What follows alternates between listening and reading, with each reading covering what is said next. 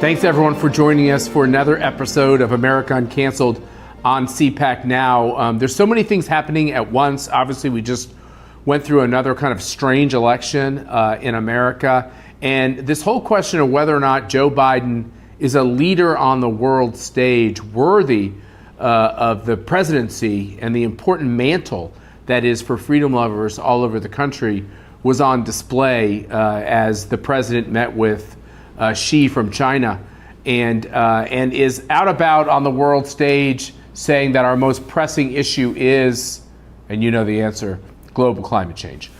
So who better to talk about what's really at stake and how scary it is what's going on with Russia's invasion of Ukraine and China on the move. People keep talking about Taiwan. I hate even talking about it, but we got to face facts. Gordon Chang, one of our great board members here at CPAC. You can follow Gordon at Gordon G. Chang on Twitter and I'm sure other social media platforms. Gordon is the go-to guy to understand what's going on with the regime in Beijing.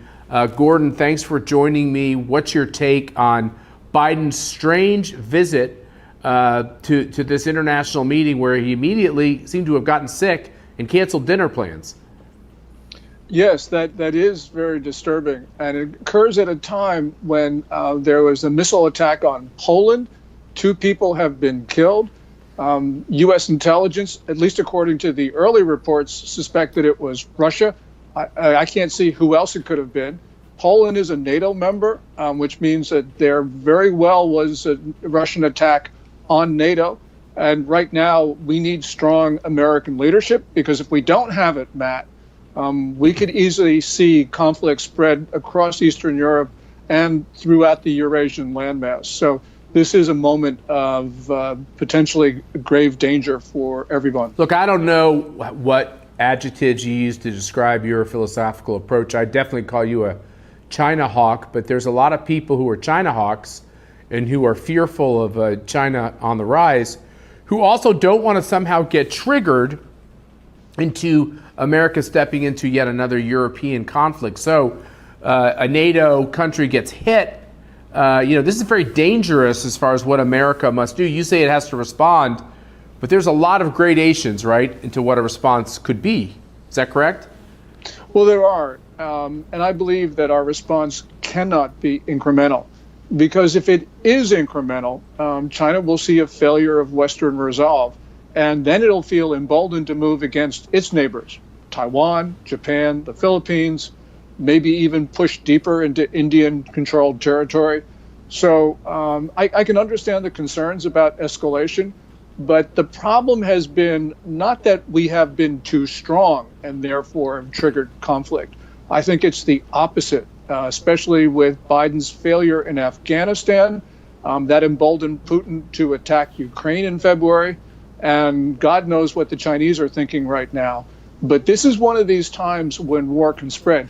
And just to give you an example, we had a renewal of hostilities between Azerbaijan and Armenia. Now, they settled their disputes in end of 2020, but they thought that they could actually go at it again because they saw that international order was breaking down in the wake of Russia's invasion of Ukraine.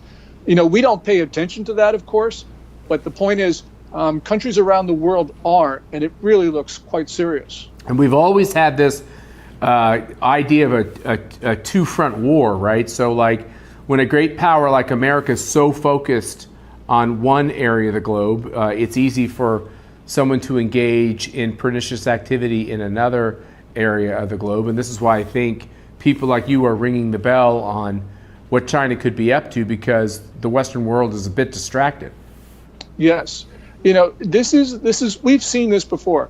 And it works both on the downside and upside.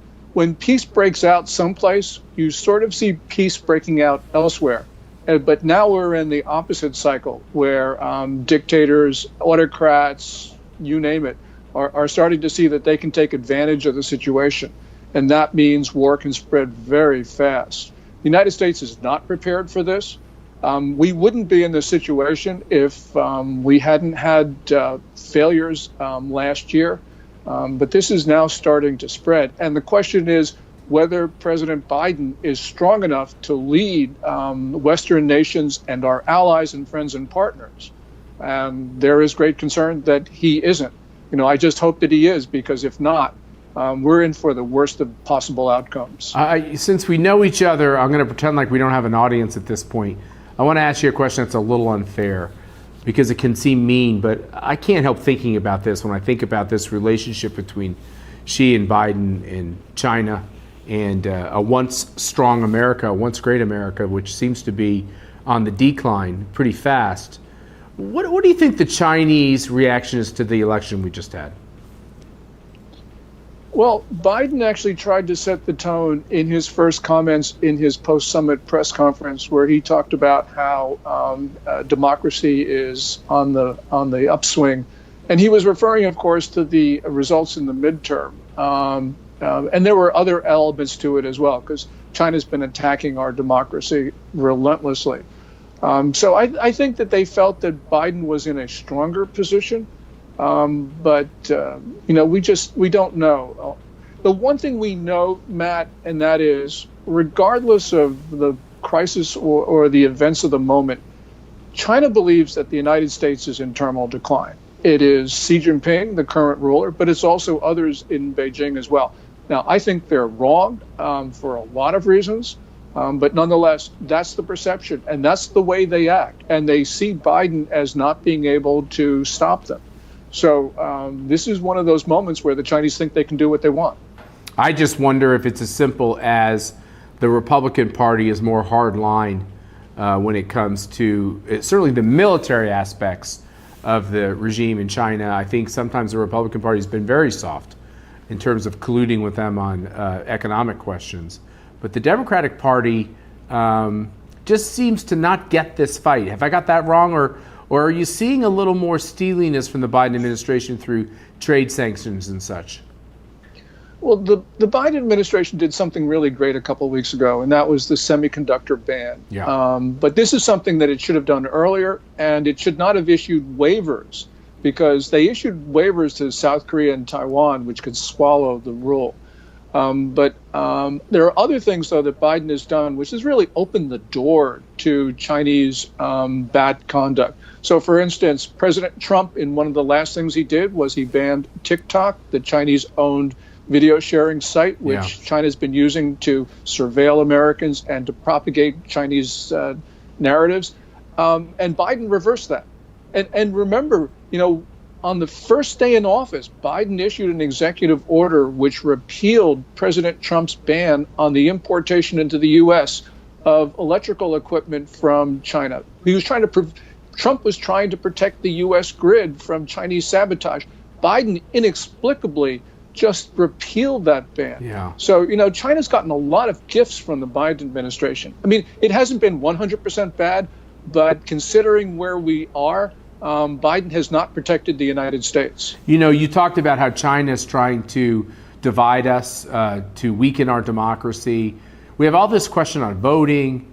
Some people think that it's a problem to have computerized voting. I don't really know what's up or down there, but you do have this kind of like crazy process where the left seems to just have a torrent of funds, which is inexplicable. You have big donors that we know of, so it's easier to track at least some of that money, but all these small donations just pouring in through ActBlue and other online organizations, $20 at a time, $100 at a time, too small to trigger registration. Do you ever think that we could have foreign powers just like spending money like crazy to divide us here? Is that an issue, or am I getting paranoid?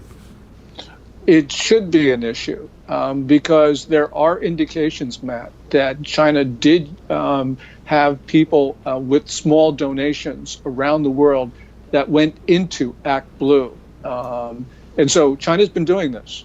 And of course, the Biden administration has not investigated this. But there are credible reports that Beijing did have a global campaign to fund ActBlue.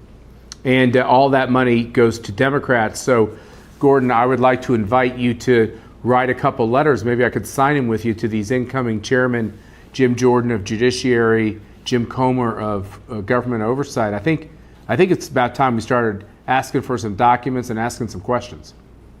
Well, absolutely. Matt, we know that the Chinese bot network has been promoting the notion of civil war and trying to divide Americans. We know that in the 2020 election, China was very active supporting Biden over Bernie Sanders in the Democratic Party primaries, and of course, Biden over Trump in the general election. We have seen China foment violence on American streets. They did that in 2020. They're doing that now. This influence has been pervasive, it's been relentless, and unfortunately, at times, it's actually been quite effective. Gordon, you and your great wife, Lydia, we've traveled the world going to CPAC events. Mercy and I are heading to Mexico City later this week, and then in just a few weeks, we'll all be heading to Tokyo for another great CPAC Japan. In the context of everything you're bringing up with what's going on in China, you actually talked about the neighbors there having to be awfully concerned about Chinese military operations. What would be your message to the people of Japan at this difficult time? My message to Japan, you got to remember, is that China was trying to break apart the archipelago. Yeah. It's trying to separate and take and seize the Senkakus. It's fomenting discontent in Okinawa, which is part of Japan. The business community in Japan is pro-China. Kishida, the prime minister, has to react to that, but they've got to remember that this is an existential fight, and we have to remember that as well. Biden doesn't think so. In his press conference after his meeting with Xi Jinping on Monday, he said, well, we want to avoid a Cold War. Well, I don't know what you call it, but China has, through selling fentanyl and spreading COVID-19, it's killed many Americans. And Matt, as of today, at least according to the Johns Hopkins Coronavirus Resource Center, we're talking about 1,075,000 Americans who have been killed by COVID-19. This is a disease that should not have left the central part of China. Xi Jinping deliberately spread it beyond its borders. And we're also talking about fentanyl. That's 78,000 Americans last year who died from overdoses of illegal Chinese fentanyl, which the Communist Party was behind these large Chinese fentanyl gangs. Yeah, no, you're right. I mean, these are incredibly serious issues, and we are reminded by our friends who we partner with in Japan. You have the major center-right party, which after the assassination of Abe, is trying to find its philosophical moorings. And one of the things CPAC does, where we just did in Australia, where the center-right party down there, the Liberal Party, lost power, is to remind them the philosophical reasons, the policy reasons why they are a party at all. And I think that's going to be another moment in Japan to remind them that conservative values of less government, lower taxes, the rule of law, and standing up for human rights, these are principles that any party that wants to lead at these times must embrace. So it's going to be a pretty critical moment. It certainly will be. As we define conservatism, it's the political philosophy that sovereignty resides in the individual. And only if you believe that will you believe in liberty and freedom. This is just absolutely critical to the foundation of not only America, but Western society in general. Gordon, those are the great words from Dan Schneider, our former vice president, who formulated that definition, which is just spot on. And you were recently on Meet the Press. I'm sure we're going to show a clip from your conversation. I want to also applaud you. It's something Mercy and I have tried to do as well, which is to take our ideas and to take our thinking everywhere. We take it all over the globe, and we take it to every media outlet who will listen, who will give us a chance to talk. And I applaud you for doing that, because I think China is one of the few topical issues, one of the few challenges where I think the left and right can come together. I think Republicans and Democrats can come together on this. I'm sure you agree. Yes, and it is happening. Because we're seeing a consensus on China. Now, not everybody agrees on what should be done, but that disagreement on what should be done is not partisan. It's not Republican or Democrat. It's not even liberal or conservative. There are serious disagreements about it, but everyone agrees that something has to be done. And as we're seeing, as China's bad acting becomes more obvious, and China becomes more malicious and belligerent, it is driving that consensus in the United States. And we have to get together. We have to unite because we do have a common enemy. Yeah, for sure. Once again, follow Gordon Chang at Gordon G. Chang on Twitter. You can come to our website and see the great things that Gordon is doing and saying about what's going on around the globe. And once again, I hope you will look. Our registration for CPAC is live on our website, conservative.org, cpac.org. Sign up for the CPAC. I think it's important for us to come back to Washington, D.C., plant our flag in the ground in our nation's capital and say, hey, Republicans are going to be strong with this new House majority and get some real things done. So, Gordon, thanks for joining us today. And thank you all for watching another great episode of America Uncanceled.